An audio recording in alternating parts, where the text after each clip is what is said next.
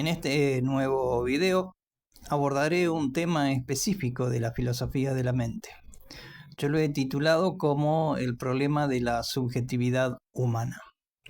Debo hacer notar que es un desarrollo intelectual propio, es mío, es original y me pertenece en las conclusiones y en las conjeturas que realizo, pues están incluidas en el ámbito de mis investigaciones ontológicas sobre la esencia del ser humano y la estructura psíquica de sus componentes. Este es un material que yo brindo a su vez en conferencias universitarias. He tomado la imagen de base de un excelente trabajo realizado por una prestigiosa universidad del Perú y que en filosofía de la mente se titula normalmente como el problema mente-cerebro, y sobre ello es este capítulo. Bien, sin embargo, para aquellos que no me conocen, debo hacer antes una breve introducción histórica. Desde hace más de 30 años, el tema de la mente fue mi interés específico, y el abordaje más cercano a mis ideas se escribió y se debatió como el problema mente-cerebro, dentro del ámbito de la filosofía de la mente que la mayoría conoce. De todas formas, frente a los debates y explicaciones del tema, mi propio sentir interno no estaba conforme, lo cual me hacía autopercibirme como la oveja negra del grupo. Me dediqué entonces a investigar otro tipo de libros, obviamente, siendo la oveja negra de la investigación. Y en esta búsqueda, además de los libros, tuve la suerte personal de investigar, de tener experiencias especiales y encontrar material para sopesar otros conceptos. Entonces, esta oveja negra dice lo siguiente. 1. Que el ser humano no es una sola cosa. 2. Que internamente en cada ser humano hay otra mente que actúa en forma simultánea a la mente cotidiana de todos los días. 3. Que existe la conciencia por fuera del cerebro. 4. Que debido a esto que he comprobado, sé que es así, y entonces no tengo dudas de que esta conciencia por fuera del cuerpo existe en un universo paralelo. Y 5. Que el antiguo dualismo cuerpo-alma está más vigente que nunca, solo que debe ser visto y entendido de otra manera. En el camino hubo muchos temas y un sinfín de preguntas. Por ejemplo, 1. Pensamiento versus razonamiento. ¿En qué se diferencian? ¿Cuál es la naturaleza de su procedencia? ¿Ambos se originan en el cerebro? 2. Física clásica versus física cuántica. ¿Cuál es la naturaleza de las partículas físicas? ¿Solo son físicas las materiales? ¿Es correcto el enfoque que tiene la ciencia respecto del universo? 3. Dualismo complejo.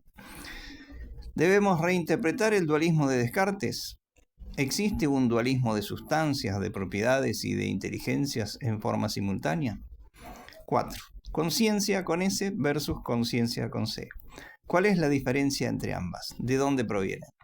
Y 5. ¿El alma existe? ¿Por qué no la vemos? Si es inmaterial, ¿es igualmente física? ¿Cuál es la naturaleza de sus partículas? Luego de 5 minutos de introducción, dejo de lado el viejo problema mente-cerebro y ahora planteo algo así como un nuevo paradigma en filosofía.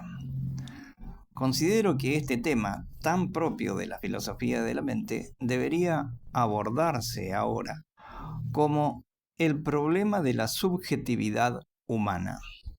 ¿Por qué digo subjetividad humana? Pues porque el ser humano no es una sola cosa, es algo de mucha mayor importancia que la que parece a simple vista. Y en esto de la cosa y de la subjetividad diré que el ser humano está compuesto por más de un tipo de partículas físicas y que estas distintas partículas tienen su propia mente estructural.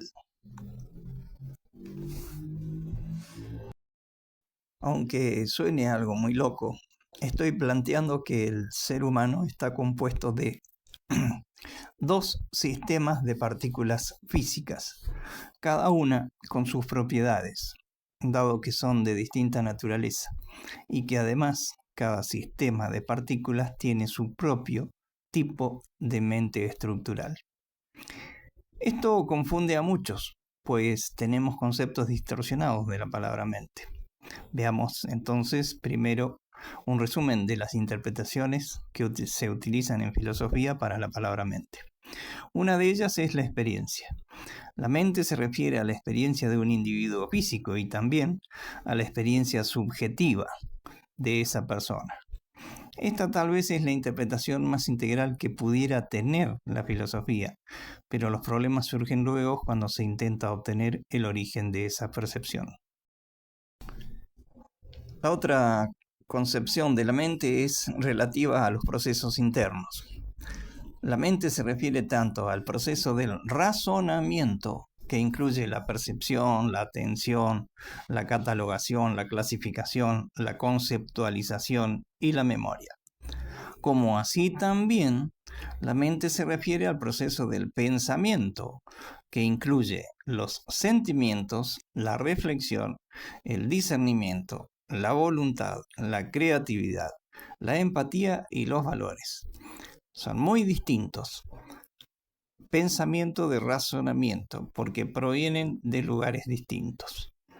El razonamiento proviene del cerebro y el pensamiento, aunque les cueste entender, proviene del alma o de la esencia humana en nosotros, que es una cuestión de tipo cuántico. La otra interpretación que tiene la filosofía con respecto a la palabra mente es que se identifica con el cerebro. La mente se refiere al cerebro o al sistema nervioso central, que es el órgano físico que sostiene la conciencia y el razonamiento. La otra acepción filosófica de la mente es que la relacionan con el alma. La mente se refiere al alma o al espíritu, que es una entidad no física que se cree que existe más allá del cuerpo. Y la última acepción de la filosofía para la palabra mente es que se refiere al sistema cognitivo. La mente se refiere al sistema cognitivo, que incluye la percepción, la atención, la memoria, el lenguaje y el razonamiento.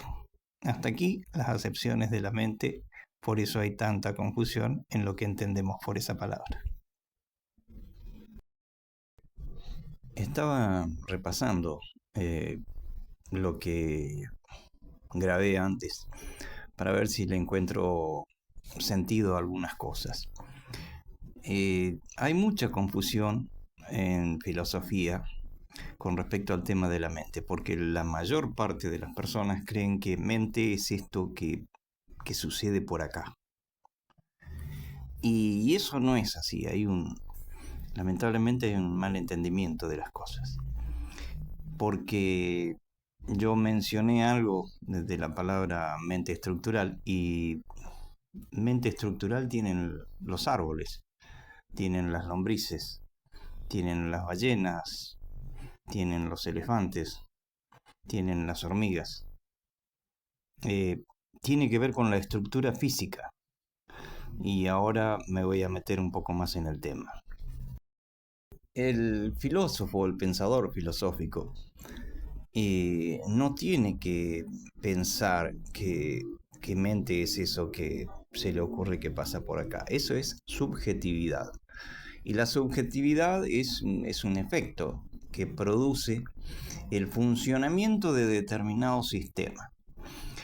El ser humano está mal concebido, tenemos mal concebido el ser humano, creemos que es una sola cosa, y en realidad son dos sistemas de partículas que están interactuando en forma simultánea, y hay que entenderlo. El que no entiende este concepto del cuerpo y del dualismo, digamos, cuerpo-alma, por así decirlo, no va a entender nunca un mejor concepto de filosofía. Se va a quedar en la antigüedad, digamos.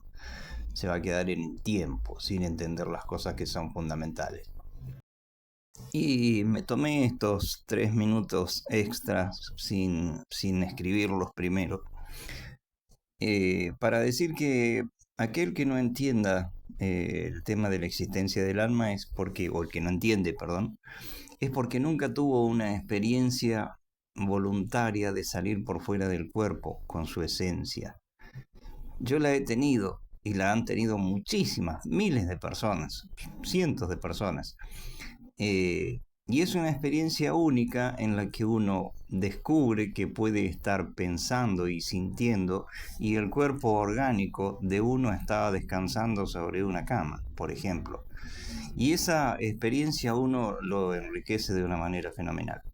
Se entiende perfectamente el tema del universo paralelo y también se entiende el tema de la subjetividad, que no tiene nada que ver con la palabra mente que en filosofía se utiliza. Voy a tratar de explicar el tema de la mente estructural o el concepto de mente estructural, que es un concepto que estoy lanzando yo al ámbito de la filosofía de la mente. Es un concepto mío, no es un concepto que he tomado de un libro o de otros autores. La mente, en todo caso la mente estructural, es una propiedad de las partículas físicas que componen la estructura de cada individuo orgánico vivo.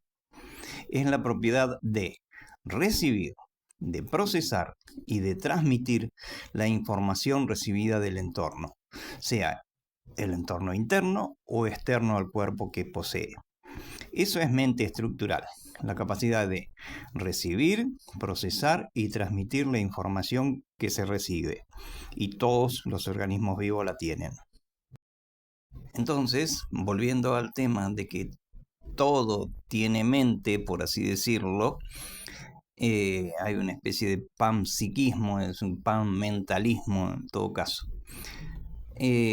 Los organismos simples o complejos, virus, bacterias, protozoos, etc., tienen mente estructural.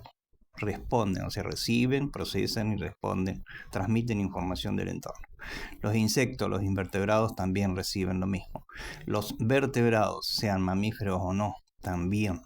Las verduras, las plantas, los frutales, los arbustos del campo, las algas marinas, los árboles de la calle, los bosques, todos los seres vivos del reino vegetal y fungi tienen mente estructural.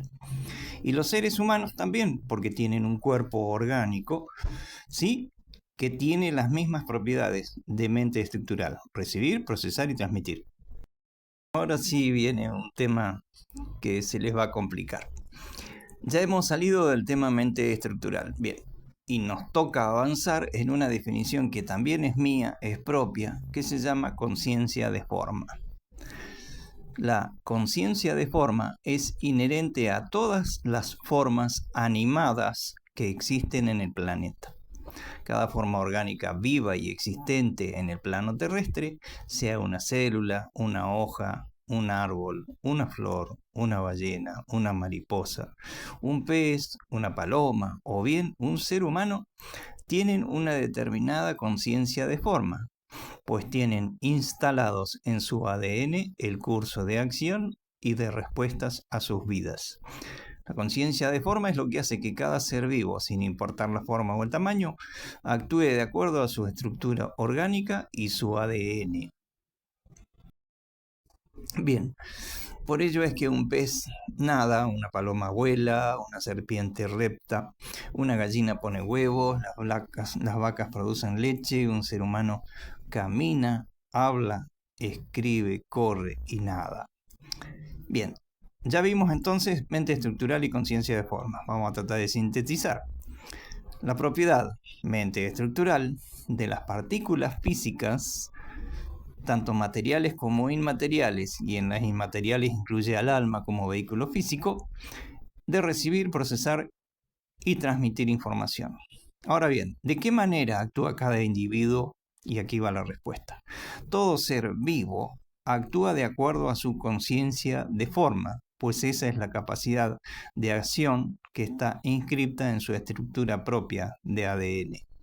Entendidos los dos conceptos, vamos a ver si seguimos.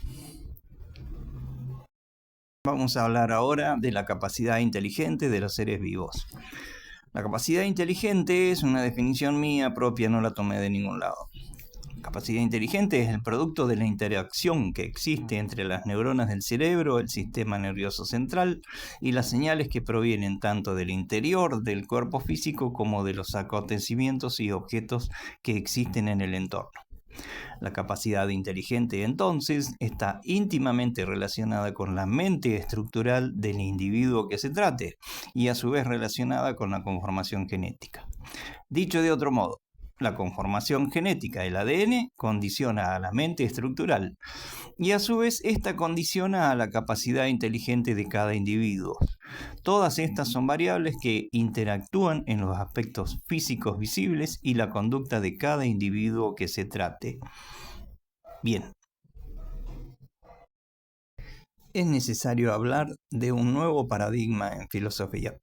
Es decir, hablo de reinterpretar los conceptos ya utilizados por la ciencia y la filosofía con el fin de dilucidar de un modo más adecuado aquellas cuestiones que se debaten hoy como un problema.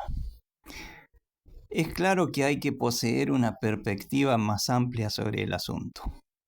Desde mi punto de vista, la subjetividad humana debe comprenderse como el resultado de un conjunto de cosas, y para ello se debe tener en cuenta que el ser humano posee dos cuerpos físicos simultáneos. Uno, el propio cuerpo anatómico orgánico, y otro es el vehículo físico del alma. Y acá entramos en un capítulo bastante duro de discernir. A saber, el alma es un cuerpo de partículas físicas no materiales, con propiedades cuánticas, por eso no las vemos. Y el alma no es un cuerpo vivo, por tanto no posee mente estructural y tampoco tiene conciencia de forma, pues no tiene ADN. El alma tiene inteligencia, pero es de otro orden y naturaleza. El alma es un vehículo físico de partículas de no materia, que tiene superpuesta, incorporada, la energía inteligente humana de cada persona, que es, en definitiva, la esencia humana de cada terrestre en el planeta. La subjetividad humana es el resultado simultáneo de un mix muy especial que tiene dos entradas. Por un lado, este mix subjetivo tiene la influencia de las características que le son propias al cuerpo orgánico vivo y homínido. Ustedes ya saben, mente estructural, conciencia de forma y capacidad inteligente. Todo esto depende del cuerpo. Por otro lado, este mix subjetivo tiene la influencia del propio nivel evolutivo de la energía inteligente humana. Es decir, la conducta humana de cada individuo terrestre tiene la influencia del desarrollo de conciencia que ha generado cada persona en sus sucesivas vidas aquí en la Tierra. Chispa. Entonces, resumiendo, la subjetividad humana depende del grado de interacción y de preponderancia de dos cuestiones fundamentales. La primera cuestión es relativa a la condición orgánica, física y anatómica, que es mente estructural, conciencia de forma y capacidad inteligente. De esta condición homínida surge o emerge lo que luego se da en denominar como conciencia corporal, a veces nombrada como conciencia inferior o conciencia cerebral. Y la segunda cuestión es del desarrollo de conciencia, de su energía inteligente personal y humana. Es decir, que de las sucesivas experiencias terrestres emana un grado de conciencia superior, también denominada como conciencia trascendente. Sobre la muerte y la subjetividad de la conciencia.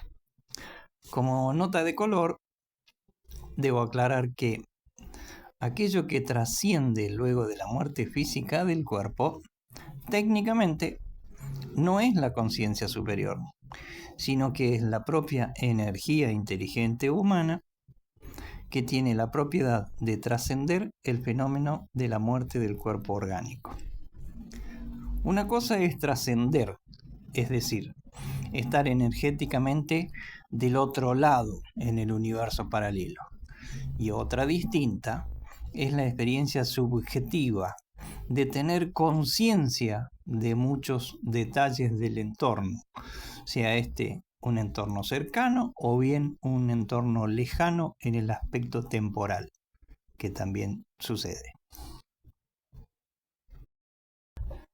Las SM y el paso fugaz del alma al universo paralelo. También es correcto afirmar que existe la conciencia por fuera del cuerpo, en aquellos momentos denominados como SMs o experiencias cercanas a la muerte. En una SM sucede que una persona humana se encuentra percibiendo algunas cosas que ocurren en el entorno, pero no ya con su cuerpo y cerebro, que está sin signos vitales, o sea, técnicamente muerto, sino con las percepciones provenientes de su alma. Y lo interesante de esto es el relato posterior de una extraordinaria conciencia vívida que se percibe en esos raros momentos. Cuando un individuo está atravesando un estado de coma u otro similar y sin actividad cerebral, o sea, clínicamente muerto, puede suceder que, a la vez y en ese mismo momento, experimente que se siente fuera de su cuerpo, que puede ver, oír y hasta recordar los detalles del entorno a la cama o a la habitación del hospital. Lo interesante de esto es que esta vez lo hace con su segundo cuerpo, es decir, con el cuerpo de partículas de no materia que se llama alma. Esta situación, algunos pacientes se animan a comentarla a los médicos una vez que se produce su retorno a las funciones vitales del cuerpo orgánico. Me toca ahora despedirme de este capítulo del problema de la subjetividad humana, donde indico y afirmo que tiene dos formas de emergencia. Me interesa que recuerden que solo una parte de la subjetividad del individuo, o sea, el razonamiento, emergen de las propiedades del cuerpo. Claro está, se producen como resultado de la acción de las neuronas y la subjetividad humana resultante se expresa por intermedio del cerebro. La otra parte de la subjetividad de una persona, el pensamiento, emana de la energía inteligente que anida en las partículas físicas de su alma. Y es necesario entender que la calidad de la conducta humana de cada persona en la sociedad, o sea, sus sentimientos, los valores, la empatía, el discernimiento, etc., dependerá del nivel evolutivo alcanzado por su conciencia superior. Es cierto, esta se manifiesta por medio del cerebro y es interdependiente del mismo, pero en absoluto es producido por la acción de las neuronas o el cerebro. La energía inteligente proviene del universo paralelo y existe desde antes de nacer el cuerpo. Señores, este capítulo ha llegado a su fin y espero les resulte de utilidad para el futuro de sus discernimientos filosóficos. Desde Río Negro, Argentina, Antonio Salguero, muchísimas gracias.